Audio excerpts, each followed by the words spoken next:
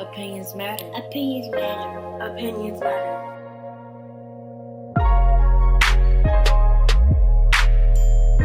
Opinions matter. Opinions matter. Opinions matter.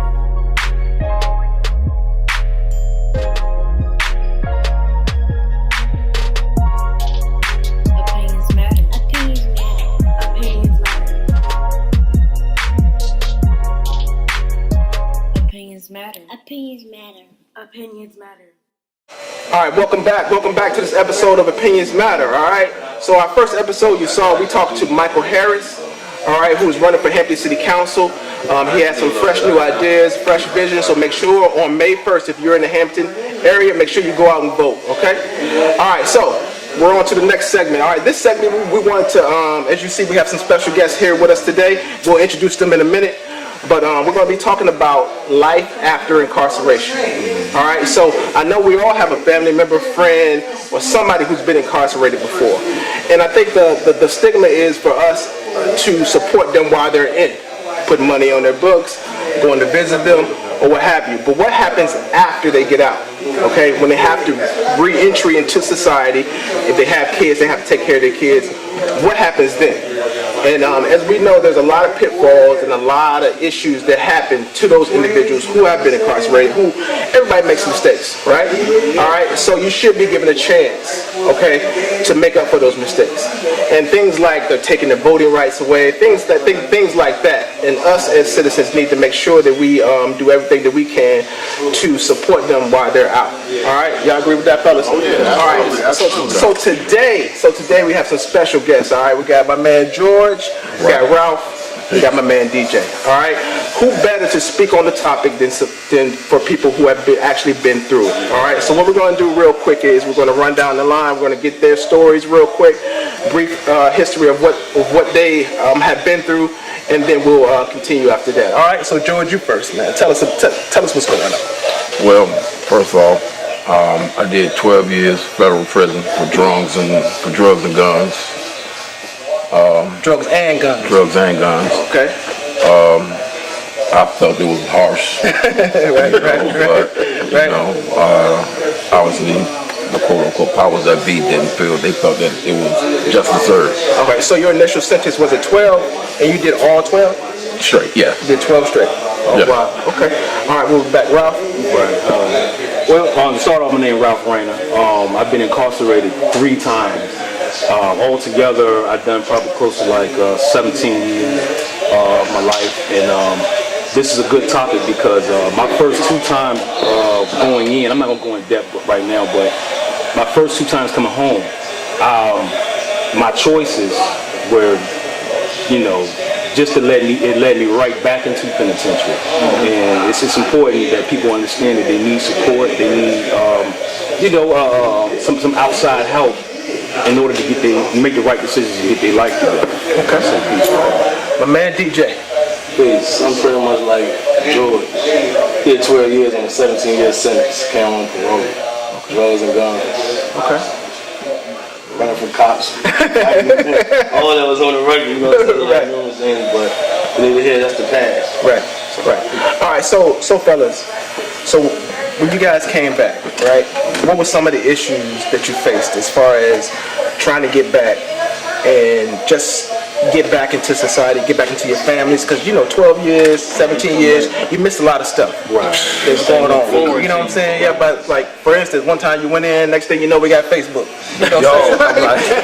Social media and stuff like that. So can you explain to us some of the major issues as far as employment or even the issues that you had getting back with your families or what have you?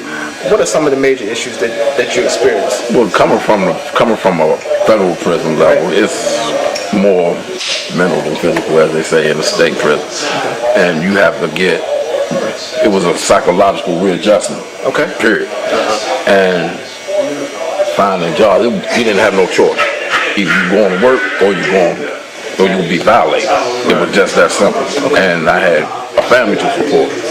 And a few years prior to that, I had lost my mother prior to me coming home from prison. So it was hard at first. I mean, extremely hard, because being readjusted. I went to prison at 19, came home at 31.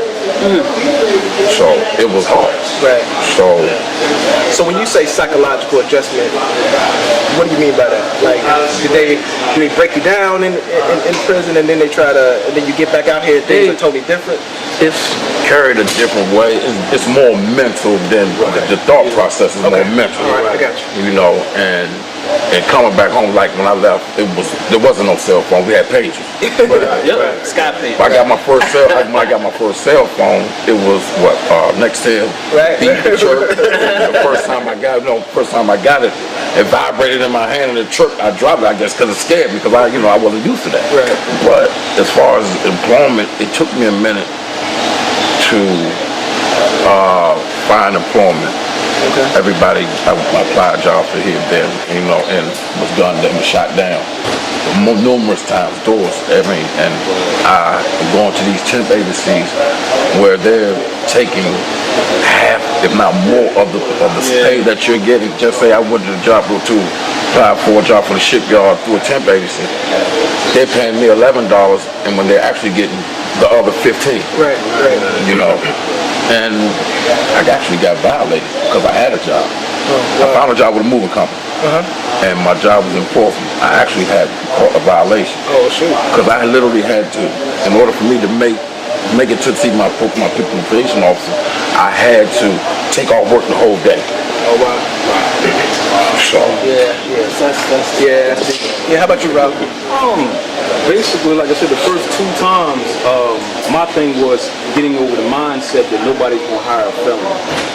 And in actuality, that's not the truth. I didn't realize about having a trade that people they take. You can make the money if you really make the money and concentrate. But that was pretty much one of my hardest pitfalls. And then when you coming home, you have the mentality that I want to catch up to everybody. Right.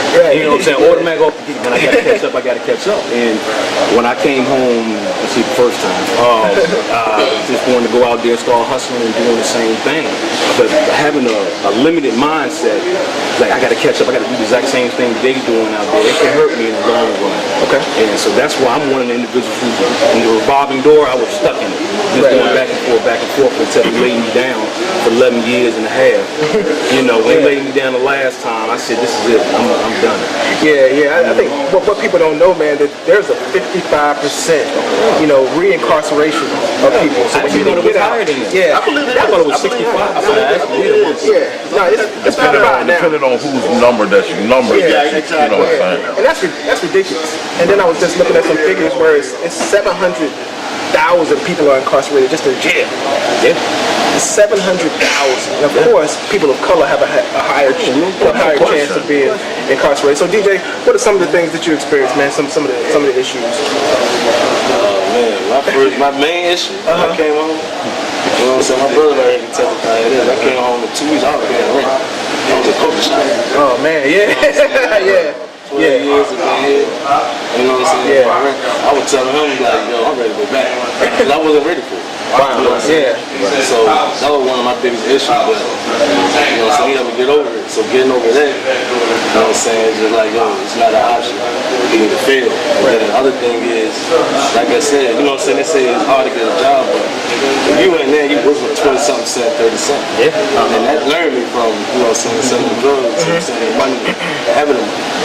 So going in that, like, it's a mental thing. If I can work here for 20-something cent, you know what I'm saying, I get out here and do this. Right. So being in the field, they take you out in the field sometimes, or just work for 20%, like, yo, that's crazy. I'm going, you know what I'm saying? So I get out, Slave labor. I start out dishes, you know what I'm saying, washing dishes like in the So you house. started off? Yeah, Okay. I came home and washing, this is my first job. Okay. In 2 weeks I got a job, everybody like, yo, you really like, I'm paying, excuse me, I'm paying rent. Right. You know what I'm saying? So that was, you know what I'm saying, a shot for me, like, yo, I'm not gonna fail.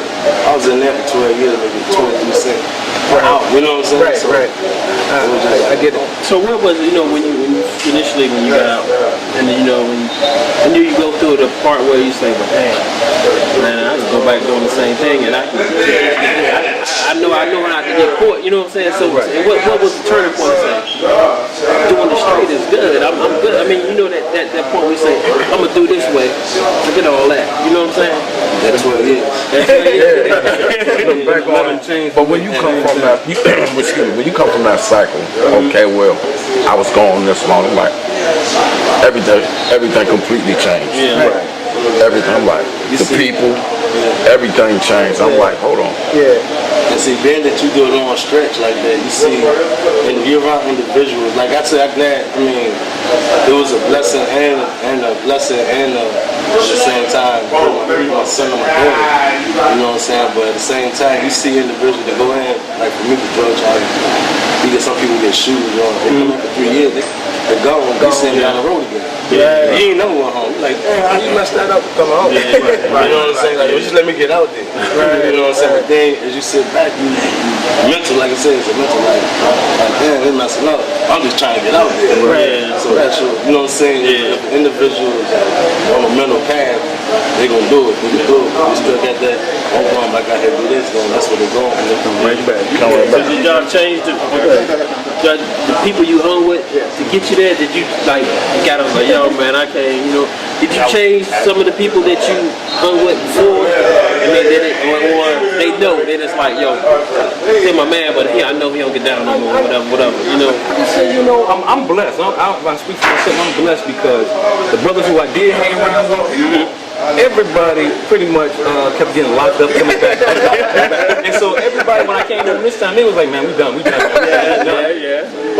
But is that difficult though? Like when you go in and when you come out and you got the people that you used to run with, and they're trying to drag you back drag you back to what got you incarcerated. Isn't that kind of like a difficult transition? Or okay, go ahead. No, I'm gonna say it'd be better when I was younger. Okay. Because it's more peer pressure on you, you know. But as you get older and you really, like what he was saying, you start seeing people going in and out, and if you ain't left and gone nowhere, you're still in jail and penitentiary. Yeah. And after a while, your mindset is just like, I gotta do it differently. And then the brothers, when I come out, I'm starting to see them change. Actually, my thing is this. Actually, it wasn't the people that I was hanging with that led me to that. It was the way that we was living, how we brought up, you know what I'm saying, the lifestyle. We come from nothing. I remember when streets and fields was Georgia red clay. Before we had sidewalks. You know what I'm saying? It was the upbringing or how the things that we saw, what we had to go through as kids coming up. You know, that led to the push, you know, the envelope to her right. All right, well, if I can't get it from my mom, like, mom, we ain't got it. So I gotta go out here and I gotta get it by hook or crook. But you know what I'm saying? That's a term my mother used, hook or crook. And I became the crook. Yeah. So and the crazy thing is, man, before I left, high school, me and DJ used to play, we playing football, basketball, everything together. You used to be at my house or the Ralph and whatever. So I come back after serving in the military. And I come back and they like, yeah, DJ, da da da. I'm like, nah, not the DJ I knew. You know what I'm saying? Or not the Ralph I knew. So that wasn't the George that I knew. But so from the start though, this is for the kids. How did y'all get into that life? Was it the money or was it the thrill of just doing it? So yeah. So George, we'll start with you. So it was the money and the lack of not having. Okay. To the point where I couldn't or didn't want to go to my parents to ask them for something, and they didn't have it. Right. So I ended up doing what I had to do. Okay. I made a choice of, okay, well, mom struggling, pop struggling. Okay, now I gotta man up. I gotta man up now. Right. I gotta generate some finance now. So I gotta by any means. So I had to eat. Ralph, what you? Well, for me, it was like you've been knowing me for a minute, and it's like it's like the older guys made it more easy for me to accept that street life. Okay, like this guy right here beside me. It was the thing. I had a choice of, okay, do I want to be with this group or do I want to be with this group? Right. And this group was making money. This group, it just seemed like, okay, it's more easy because I'm doing something. I'm with them every day. I'm with both groups, but I'm with these every day. And but I had my choice. It was like, hey, you want to be with Bootsy and them? You want to be with Kimball? Money G. So it's like it's the choices that we made. And, you're younger. It's just part of fees, man. It's just part of fees. Yeah, DJ. And I know your whole family was. Because I look like DJ, like, you know, somebody would see you was smart, like your family was all, you know, was well off, so there wasn't really no reason for DJ to be doing whatever. So what was your reason, DJ? The turnaround. Being around my uncle. Okay. And my grandmother house was on the corner. Right. You know what I'm saying? That Uncle Buddy, he ran the shot house. Send that money and pass it through. And then, like you said, all of them knew me, you know what I'm saying, the same way. And they started getting there, like, hold on, you never do that. They're like, nah. And then when someone person came Go to school, man. Go to school, man. Because sports, well, you know, sports was his thing, you know what I'm saying? Wasn't no better football player in in Hampton. At that time. At that time? Best running back. Best one. it was, Yeah, so have you guys, what do y'all think about mentoring some of the youth? Would y'all be open to something like that? Because I think that's the kind of stories that they need to hear, instead of all of this, instead of people talking down to them or talking at them. You know, they need somebody that's actually been through it and it can explain to them, because right now this crime in Hampton is outrageous. Same as Newport News. Yeah, and Newport News. Yeah. You gotta address it like this. Okay, a lot of the kids that's now, they're coming from single parent homes, and the kids themselves are the breadwinners in the house. They're the ones out here paying the bill. Mama out here, auntie or uncle, whoever, that's not even around. So they looking like this. Okay, since I'm paying, I'm doing this. I'm the breadwinner here. Who are you to tell me, you know, what's right and what's wrong? You know. So I'm not trying. They're not trying to hear it, but a lot of them are receptive to it. If you can reach 1 out of 5, you did your job. Okay? To me, you know, that's true. If you reach 1 out of 5, because that one, when they come back, is going to bring one with them. So hopefully we'll bring one with them. So, and that's the beauty of it to me. Okay. All right. I'm in the line basically what he just said too. We're actually mentoring kids now. Okay, we're part of an organization called Generation Next. Okay. We have had some couple functions over at Northside Feast Community Center. Okay, that was Bond League? Right, exactly. All right. And it's something now because a lot of them, they ain't really trying to hear it. And that I noticed that the children that come there to the events, they're real small. We're not reaching out to the teenagers, the ones that we're really trying to get. But it's a patience game. We just got to be patient. Where is this at? We have it at the center of Northside Feast Community. Yeah, we probably got a couple more events coming up pretty soon. It'll be okay. All right. Me myself, actually, I'm mentoring, I'm coaching. Oh, okay. Boxing. Oh, do you? Okay. Yeah, so when I see a lot of kids out there in the gym, right in the Buffalo area, okay. So I see a lot of them, they see me, they're like, Coach, what you doing up there hanging at the store? You already know. What I'm saying? So they're like, they gone. That's like, hold on. All right. See you in the gym. So hold up. So the boxing thing, how long you been doing that? Actually, I got with the gym work now back in August of last year. Shout out to Jim, man. What's the name of the gym? C4 Gym.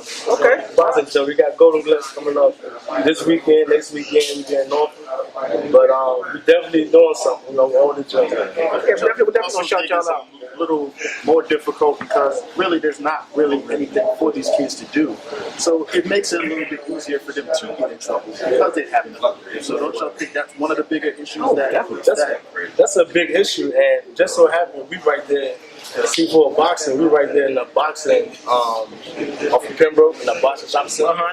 There's a guy out there, I want to say it's Keith. You know, Keith Foster. Yeah, Keith Foster. But we got a Boys and Girls Club out there that kids that come to, you know what I'm saying, from 9 years old to 17. Right. And they offer free lunches, they offer tutoring. In the same section, it's a boys' club. See? It's right there. Yeah, see, Boys and Girls Club. And no one knows about it. It was right there in Buffalo in the shopping center. Yeah, that's the problem. That nobody knows. They don't know nothing about it. Yeah, Keith is actually opening up the Plaza Skating Ring. Yeah. He's supposed to be doing some big stuff this summer. So Definitely support. Yeah. And that's the key too, man. The support. You know what I'm saying? We support. We being people of color, right? We'll support some crazy stuff, but when it comes to one of us that are doing it, it's hard. I want no part of that, man. Because we gotta prove to them that what we're doing is gonna work and that it's viable. So even this podcast that that we're doing right now. It's been slow moving, but we're averaging like 1,000 views. Good. Locally, that's good. But in order to expand our viewership, we gotta you gotta do some other things. Have guys like y'all on, and even holding some events, doing whatever, man. But whatever y'all doing, if y'all need support, other men, just let us know. We'll definitely put it out to everybody, because that C4 gym that's a good look. Yeah, you think you be boxing? Hey. No, he don't be doing that. He don't be doing that. I know my way. Boxing clothes, right? There you go. Boxing clothes. But yeah, fellas, we appreciate y'all coming on, talking to us, man. I think this right here is something that everybody needs to hear about.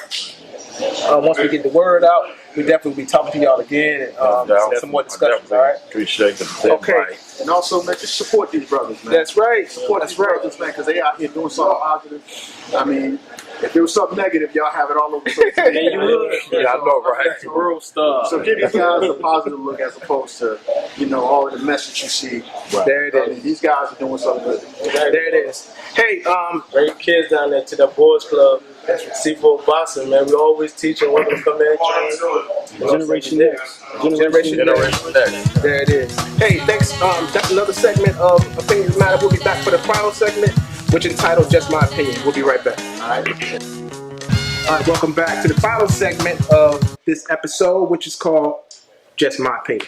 In this segment, the three of us, usually four, Adolf not here right now. He on suspension. He on suspension? Indefinite. All right, indefinite suspension. We give our opinions on a variety of topics, all right? And remember, it's just our opinion, so I may not agree with him or him, all right? All right, you want me to go first? So, yeah, you go I first get to this take time. Adolf time? Yeah, you can take, no, you don't get to, no. Yeah, you share it. Go ahead. But not for real. We just had three brothers up here talking about incarceration and everything. But the main thing is we just need to support each other and support everybody's endeavors. These brothers are out here doing great things, but it's not just them, it's a whole lot of us out here doing. So just support us and support everything. As opposed to fights and all this other crap that we see on social media. Support these guys and girls who are out here doing positive things. Other than that, I'm done. That's just my opinion. All right, I'll go next. All right. So, we always hear, we being, of course, people of color, we always hear, why are you guys still marching or still protesting or what have you? And there is no good reason without getting upset as to how we can explain. But recently there has been a series of events that have marked the reason why we are still marching. Mm-hmm. All right. Recently in Philadelphia, there were two African Americans waiting for a real estate meeting in a Starbucks. They were arrested and asked to leave because they were trespassing. Right? It's two African American males. And then I think I'm not sure what state he was in. There was a 10-year-old who woke up late. Right? He woke up late for school, so he was trying to get to school, so he ran. He got a little disoriented. He knocked on someone's door, tried to get directions, and he was shot at. Okay? African American male, 10 years old. So there are still reasons why that we still need to march. There's still reasons why that we still need to bring attention to the disservice that are going on to people of color in the United States. All right? So don't be a part of the problem, be a part of the solution. And that's just my opinion. Let's go, man. You got that. You took part of Adolf's. I did not. Plagiarism. I know, right? My one is the shortest view. I had it a couple weeks ago about if you're not happy with what's going on in today's political realm, as far as what's going on, get out and vote. May 1st and November. First week in November. Yeah. First Tuesday in November. November 4th, I think it is. Yeah. And then if you can vote, if you vote, then you have a say. And then if you don't vote, you can't say nothing. Just shut up. There you go. All right. That's Memphis. All right. Hey, fellas, it's a great segment this week, man. We want to thank Earl Hill again for letting us use his establishment. Next time we're going to get him on camera. Earl Barbershop, all right, in Armstead. Make sure if you need a fresh cut or whatever, make sure you come out and you patronize this business, all right? And anything else, fellas? Just vote, man. All right. Hey, once again, we may not be experts about anything, but we have opinions about everything. Opinions matter.